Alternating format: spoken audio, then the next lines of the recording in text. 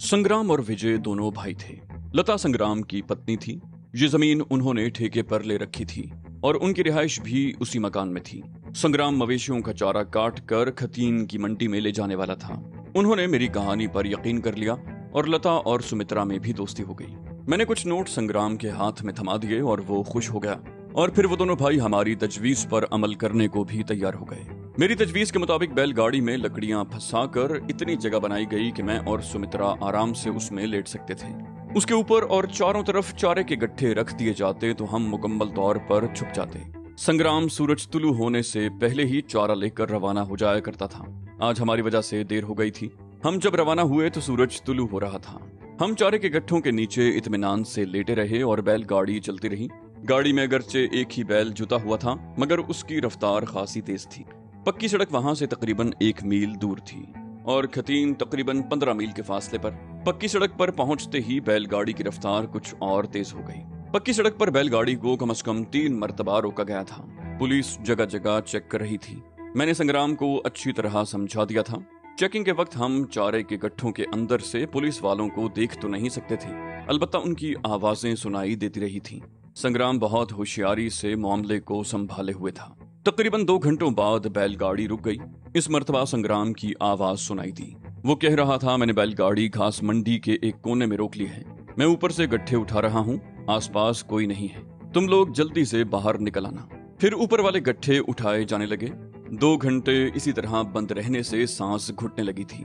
गर्मी से हम दोनों के जिस्म पसीने से तर हो रहे थे। ताजा हवा मिलते ही हम गहरे गहरे सांस लेने लगे और फिर संग्राम का इशारा पाते ही हम बैलगाड़ी के पिछली तरफ नीचे उतर गए। मैंने चंद नोट संग्राम के हाथ में थमा दिए। उसी वक्त 2 आदमी उस तरफ आते हुए नजर आए। वो व्यापारी थे मगर हम वहां नहीं रुके। मैंने संग्राम का शुक्रिया अदा किया और सुमित्रा का हाथ पकड़कर एक तरफ चल पड़ा। मेरे दूसरे हाथ में सूटकेस था।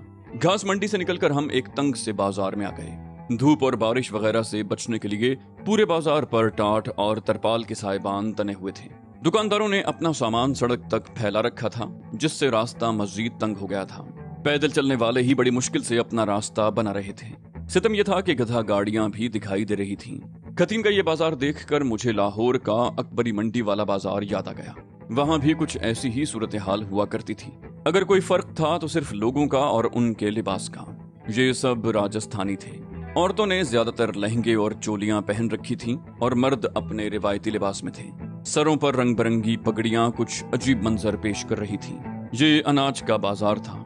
हर दुकान के सामने अजनास के अंबार लगे हुए थे। गाहकों की भरमार थी और सौदों का लेन देन हो रहा था। इस तवील अनाज बाजार से निकलकर हम एक और कदरे खुले बाजार में आ गए। यहाँ सलीके की दुकानें थीं, मारवाड़ी किस्म के होटल भी थे। इक्का दुक्का कदरे बेहतर रेस्टोरेंट्स भी नजर आ रहे थे। उस बाजार में ज्यादातर जनरल स्टोर्स थे और ग्राहकों की नौयत भी मुख्तलिफ थी। यूं तो हमने बहुत सी औरतों को साड़ियां पहने हुए देखा, लेकिन कुछ ऐसी औरतें भी नजर आईं जिन्हें वाकई साड़ी पहनने का सलीका आता था। सुमित्रा के जिस्म पर राजस्थानी लिबास था। लहंगे और ढीली ढाली चोली में वो अगरचे राजस्थानी ही लगती थी, मगर उसकी गोरी चिट्टी रंगत उसकी कौमियत के बारे में चुगली खा रही थी। मैंने जीन्स की पतलून और टी-शर्ट पहन रखी थी। शेव कई दिन का बढ़ा हुआ था। मेरे हाथ में सूटकेस भी था जो हमें उस शहर में अजनबी साबित कर रहा था। मुझे कुछ मालूम नहीं था कि कौन सा रास्ता किस तरफ जाता है। यूं ही आवारा मवेशियों की तरह घूमते रहना भी खतरनाक था। हमें रूप सुहाय की हवेली से फरार हुए अगरचे 2 दिन हो चुके थे, मगर हमारी तलाश अब भी जारी होगी। हम कोई मामूली मुजरिम तो थे नहीं। साथ चलती हुई सुमित्रा की आवाज सुनकर मैं चौंक गया। मुझे अब भूख लग रही है। हमने सुबह 6 बजे के करीब नाश्ता किया था। उस वक्त 11 बज रहे थे। मुझे भी भूख लग रही थी। मैंने इधर उधर देखा। सामने ही एक 3rd क्लास रेस्टोरेंट था जहां ग्राहकों में 3-4 औरतें भी थीं। होटल के सामने थड़े पर पूरियां और कचौरियां वगैरह तली जा रही थीं। मैं सुमित्रा को इशारा करता हुआ होटल में दाखिल होकर कोने की एक मेज पर बैठ गया। हमारी साथ वाली मेज पर 2 औरतें और एक मर्द बैठा हुआ था। वो राजस्थानी लिबास में थे और साफ लगता था कि किसी करीबी देही बस्ती से आए हुए थे। मर्द की उम्र 60 के लगभग थी। गोल दाढ़ी और मूछें ऊपर से अंदर की तरफ छल्ले की तरह मुड़ी हुई थी। एक औरत की उम्र 50 के लगभग थी, जबकि दूसरी 25-26 से ज्यादा की नहीं थी।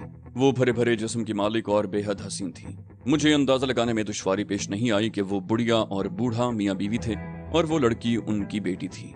मैंने होटल के मुलाजिम लड़के को बुलाकर पूरियां और कचौरियां लाने का ऑर्डर दे दिया। चंद मिनट बाद ही हमारी मतलूबा चीजें हमारी मेज पर मौजूद थीं। उसके साथ आलू चने की तरकारी और अचार भी था। गरम गरम कचौरियां और पूरियां उस वक्त वाकई मजा दे गईं। और उसके बाद चाय से तो लुत्फ और भी दुबाला हो गया। लड़का बर्तन उठाने के लिए आया तो मैंने उसे रोक लिया। मैंने पूछा, लारी अड्डा किस तरफ है? वो बोला, कोटपुतली जाना है तो इस बाजार से निकलकर उल्टे हाथ चले जाओ, और अगर झुंझुनू जाना चाहते हो तो इस बाजार में पीछे की तरफ जाकर शाही बाजार की तरफ मुड़ जाओ। उसके इख्तिताम पर सीधे हाथ मुड़ जाना, सीधे लारी अड्डे पर पहुंच जाओगे। मैंने लड़के का शुक्रिया अदा किया और हम खुद भी उठ गए। होटल से निकलकर हम बाजार में उस तरफ चल दिए जिस तरफ से आए थे, और फिर शाही बाजार तक पहुंचने में हमें ज्यादा दुश्वारी पेश नहीं आई। ये बाजार दरअसल एक तंग सी रिहायशी गली थी। पुरानी तर्ज के 2 मंजिला मकान थे जिनके निचले हिस्सों में दुकानें बना दी गई थीं। दोनों तरफ छोटी छोटी लातादाद दुकानें थीं। बाजार में खव्वे से खव्वा छिल रहा था। लगता था शहर की सारी आबादी यहीं चली आई हो। ग्राहकों में 90% तादाद औरतों की थी। ये तंग सी गली शैतान की आंत की तरह लंबी थी। इसे शोभा जाती बाजार कहना ज्यादा मुनासिब होगा। एक हिस्सा कपड़े की दुकानों पर मुश्तमिल था, दूसरा कॉस्मेटिक्स, तीसरा रेडीमेड गारमेंट्स, एक हिस्सा चूड़ियों की दुकानों पर मुश्तमिल था। गोया हर शोबा अलग अलग था और हर जगह बेपनाह रश था। मैं चूड़ियों की एक दुकान के सामने रुक गया। यहाँ शीशे के अलावा प्लास्टिक की बड़ी बड़ी चूड़ियां भी थीं। मैंने बहुत सी औरतों को इस किस्म की चूड़ियां बाजू भर कर पहने देखा था। उस दुकान पर भी अगरचे रश था, मगर दुकान का एक मुलाजिम फौरन ही हमारी तरफ मुतवज्जे हो गया। मैंने सुमित्रा के लिए प्लास्टिक की काली और सफेद चूड़ियां पसंद की, और फिर मैं चूड़ियां पहनाते देख कर हैरान रह गया। चूड़ी का एक लंबा लच्छा सा था जो वो आदमी सुमित्रा के बाजू पर लपेटता चला गया। दोनों बाहों में कलाइयों से कंधों तक इस किस्म की चूड़ियां पहना दी गईं। इनमें सफेद भी थीं और काली भी। तवील बाजार के इख्तिताम पर कुछ दुकानें ऐसी भी थीं जहां मुख्तलिफ देवियों और देवताओं की मूर्तियां सजी हुई थीं, लेकिन उन दुकानों पर कोई गाहक नहीं था। दुनिया के हर खित्ते में मजहब को पसे पुश्त डाल दिया गया है। भगवान और खुदा मुसीबत पड़ने पर ही याद आते हैं। जिंदगी में सुकून और खुशहाली हो तो कोई भूले से भी भगवान और खुदा को याद नहीं करता। मैंने एक दुकान से रेडीमेड पगड़ी खरीद कर सर पर जमा ली। सिंधी अजरक से मिलती जुलती एक चादर भी खरीदी। सूटकेस को उसमें लपेटा और दोनों पल्लू पकड़कर सूटकेस को अपनी पुश्त पर लटका लिया। मैंने कई लोगों को इस तरह सामान उठाए देखा था। शाही बाजार के इख्तिताम पर हम सीधे हाथ की तरफ मुड़ गए। दूसरा बाजार ज्यादा तवील साबित नहीं हुआ। लारी अड्डा उस बाजार के इख्तिताम पर ही था। एक छोटा सा मैदान था जहां चंद बसें बेतरतीबी से खड़ी थीं। हॉकर चीख चीख कर आवाजें लगाते हुए मुसाफिरों को अपनी तरफ खींच रहे थे।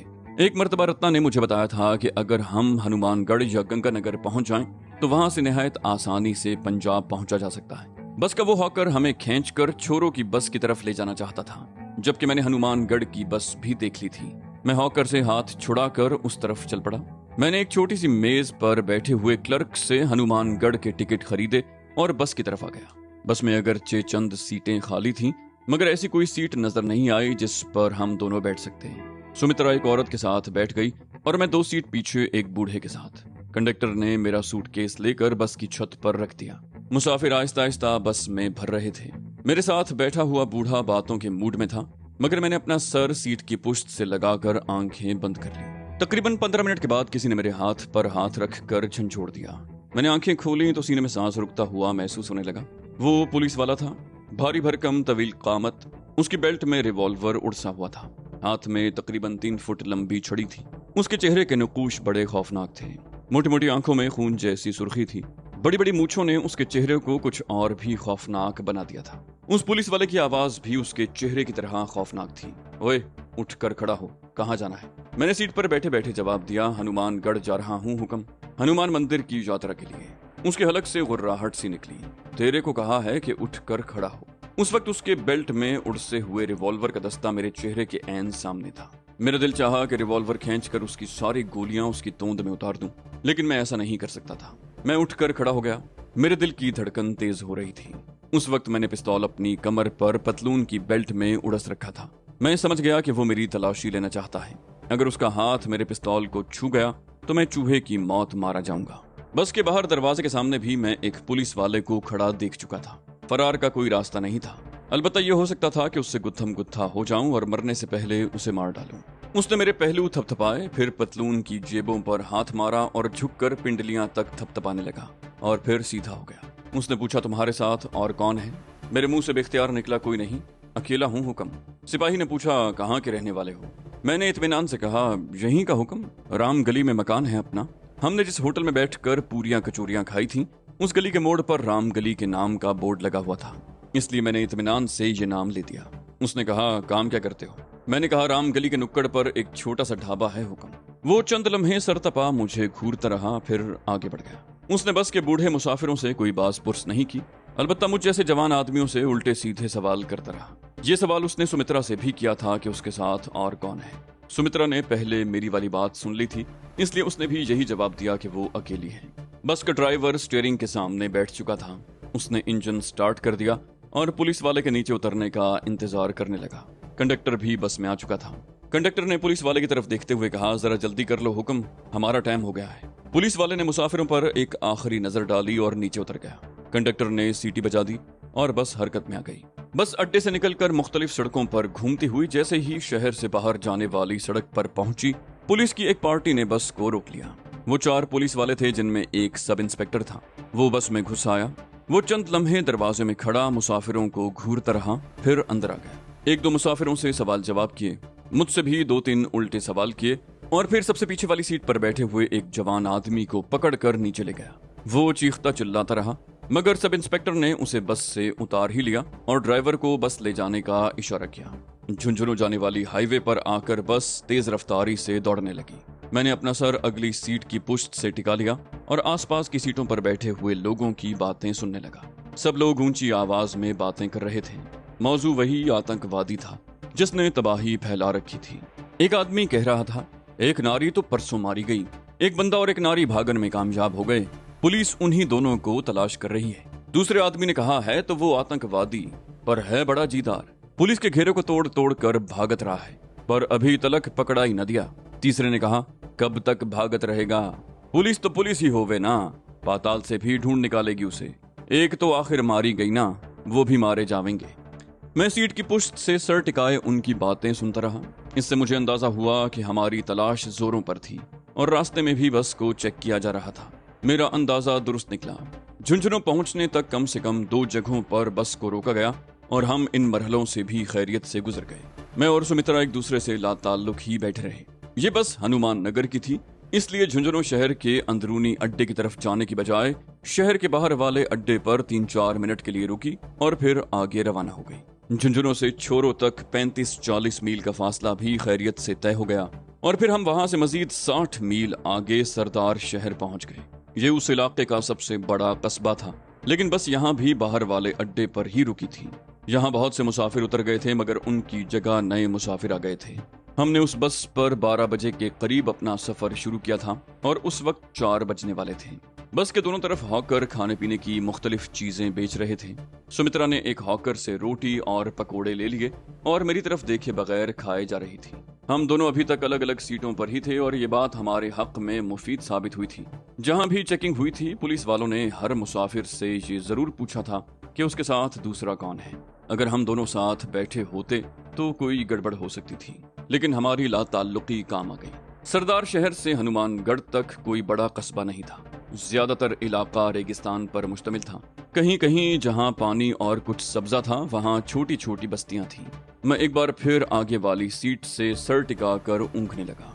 तकरीबन 1 घंटे के बाद आंख खुली तो अपने साथ एक औरत को देखकर मैं चौंके बगैर न रह सका। रास्ते में किसी बस्ती में बस रुकी थी।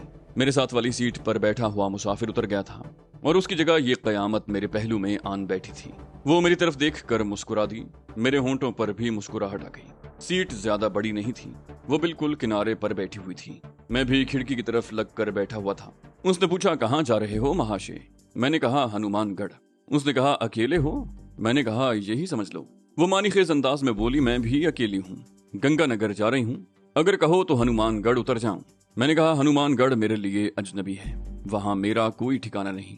उसने कहा, ठिकाने तो बहुत हैं, वैसे मेरा नाम कस्तूरी है, मैं एक रक्कासा हूँ, यहाँ अपने माँ बाप के पास आई थी, अब वापस जा रही हूँ। मैंने चौंक कर कहा, कोठे पर बैठती हो?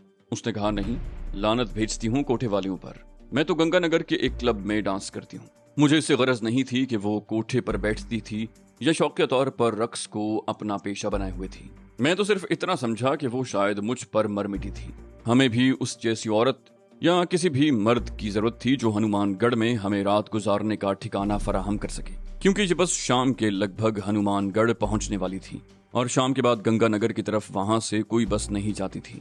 इस बस में कम से कम 4 मुसाफिर ऐसे थे जिन्हें गंगानगर जाना था और वो आपस में मशवरा कर रहे थे कि हनुमानगढ़ में कहाँ रात गुजारी जाए। बस शाम का अंधेरा फैलने के थोड़ी देर के बाद शहर के निवाह में दाखिल हो गई। इमारतों को देखकर अंदाजा लगाया जा सकता था कि पंजाब की सरहद से चंद मील दूर ये राजस्थान का बहुत बड़ा नहीं तो दरमियाने दर्जे का शहर था। लारी अड्डा रेलवे स्टेशन के करीब ही था। खूब गहमा गहमी थी।